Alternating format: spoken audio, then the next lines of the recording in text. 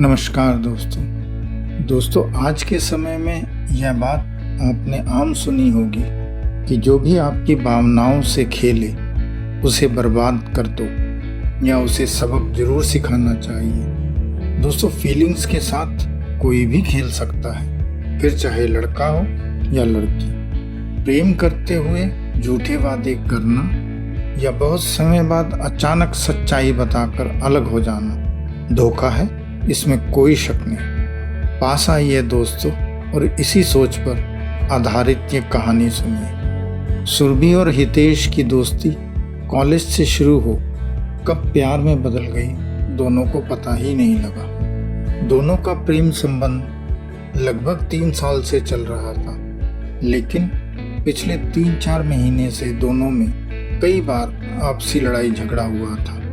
ऐसा नहीं है कि उनका लड़ाई झगड़ा पिछले 3 साल के प्रेमालाप में नहीं हुआ, लेकिन इस बार कुछ अलग ही चल रहा था। लड़ाई झगड़ा थमने का नाम ही नहीं ले रहा था। पिछले 1 महीने से तो उनकी आपस में बातचीत भी नहीं हुई थी।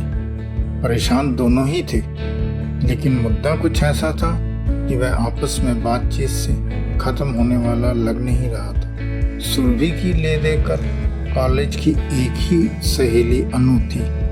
अनु उन दोनों के प्रेम संबंध के बारे में कॉलेज के समय से जानती थी। अतः जब सुरभि को कोई हल नहीं सूझा तो एक दिन उसने सारी बात अनु को बता दी। अनु सुरभि की बात सुनकर बोली कि जिंदगी में कई बार ऐसा होता है कि हल सामने होता है लेकिन दिखता नहीं है, और वो जो दिखता है वह होता नहीं। कोई बात नहीं, तू कल तैयार रहना, हम रामू काका के पास चलेंगे। वह सब साफ साफ दिखा भी देंगे और समझा भी देंगे। अगले ही दिन शाम को दोनों रामू काका से मिलने उनके घर पहुंच जाती। सुरभि अपनी सारी कहानी बिना किसी लाग लपेट के काका को सुना देती है। काका कुछ देर मुस्कुराने के बाद गंभीर स्वर में बोले, बेटा तुम कह रही हो कि तुम्हें ऐसा लगता है कि हितेश तुम्हें धोखा दे रहा है। अगर ऐसा होता तो वह तुम्हें बात क्यों बताता? जब वह अपने व्यवहार के बारे में या अपने बारे में सब बताता रहता था तब तुमने उसे कुछ खास कहा नहीं, और अब तुम उन्हीं बातों पर उसकी टांग खींच रही हो या उस पर शक कर रही हो। ये बात तो बहुत गलत है। अगर वह धोखा देने वाला होता तो तुम्हें अपनी सोच, व्यवहार और आदत के बारे में नहीं बताता। हाँ, तुम ये भी कह सकती हो या सोचती होगी कि उसने यह बातें बताई नहीं, मैंने उससे उगलवाई हैं। क्यों, सही बात है ना? कहकर रामू काका सुरभि की ओर देखते हैं। सुरभि को हाँ में सिर हिलाते देख वह एक बार फिर से बोले, बेटा जब वह नौकरी की तलाश कर रहा था और उसी समय उसके पिता का निधन हुआ तो तुमने उसकी व उसके परिवार की मानसिक रूप से व पैसे से बहुत मदद की, और उसने भी जब नौकरी लगी तो सारे पैसे लौटा दिए। और जब तुम पारिवारिक क्लेश और ऑफिस के पॉलिटिक्स से जूझ रही थी तो उसने भी तुम्हारी हर तरह से मदद की और तुम्हारे गुस्से व खींच को हंसते हंसते झेला। अब जब दोनों तरफ सही चल रहा है और वह कह रहा है कि उसे एक अच्छी नौकरी और घर बदलना है, उसके बाद वह शादी करेगा, तो तुम्हें लग रहा है कि वह तुम्हें धोखा दे रहा है क्योंकि तुमने उसे कई बार और लड़कियों के साथ देखा है। सुरभि हैरान होते हुए बीच में ही बोल उठी, काका आपको कैसे पता लगा? मैंने तो आपको ये बातें बताई भी नहीं। काका मुस्कुराते हुए बोले, बेटा तुम्हें अनु ने बताया नहीं कि मैं सब कुछ जानता हूँ। खैर, मैं मजाक कर रहा था बेटा, मैं चेहरा पढ़ दिल का हाल जान जाता हूँ। तुम्हारे बताने या ना बताने से कोई फर्क नहीं पड़ता। खैर बेटा, उड़ने वाले पंछी को कभी पिंजरे में बंद नहीं करना चाहिए। प्रेमी और प्रेमिका या पति और पत्नी का प्रेम उड़ता पंछी है जो आसमान की हर ऊंचाई को छू सकता है, और प्रेम या संबंध का हक जमाना पिंजरे के समान है।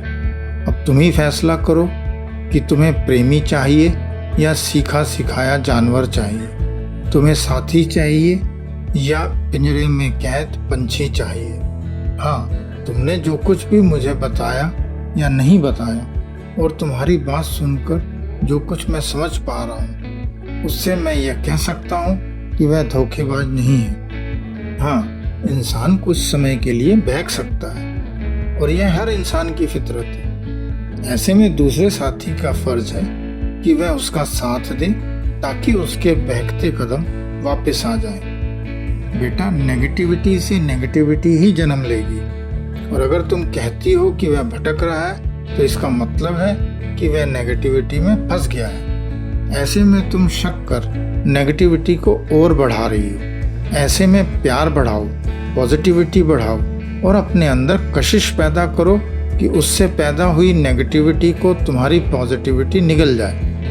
वैसे मेरा अनुभव कहता है कि जैसा तुम सोच रही हो वैसा है नहीं, लेकिन फिर भी यदि तुम संबंध आगे चलाना चाहती हो तो फिर वही करना चाहिए जो मैं कह रहा हूँ। और रही बात तुम्हारी कि हितेश तुम्हें धोखा दे रहा है तो तुम्हें उसे बर्बाद करना चाहिए कि नहीं। बेटा, यह बात उन संबंधों के लिए सही साबित होती है जो कुछ महीने के होते हैं या फिर तुम उसे या उसके परिवार को न जानती होती।